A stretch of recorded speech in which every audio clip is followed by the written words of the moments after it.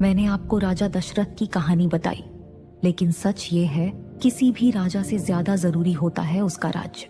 एक राज्य केवल पत्थरों और महलों से नहीं बनता, वो बनता है वहां रहने वालों के जीवंत इतिहास और युगों की कहानियों का साक्षी। और मैं इस इतिहास की नदी, इस राज्य की गवाह, अयोध्या, एक नगरी जो राम से पहले थी और राम के बाद भी है। कभी ये मर्यादा का मंदिर बनी, कभी स्वर्ग की छवि, कभी अपराजित शक्ति। युग बदले, राजा बदले, पर अयोध्या ने अपनी पहचान बनाए रखी। राजा दशरथ के काल की अयोध्या जैसे देवलोक का हिस्सा थी।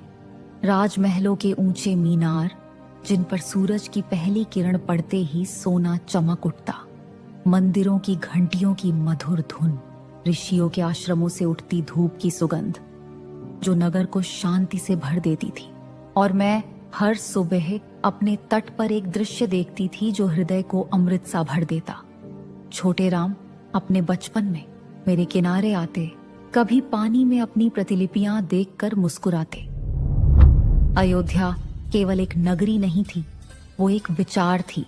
यहाँ का राजा प्रजा के हित के लिए अपनी खुशी का बलिदान देता। रानियां धर्म और मर्यादा के लिए कठिन परीक्षाओं से गुजरती थीं। मैं बदली हूँ, मेरे किनारे बदले हैं, पर मेरे जल में अब भी वही गाथा प्रवाहित है जो हजारों साल पहले थी। यही है मेरी अयोध्या।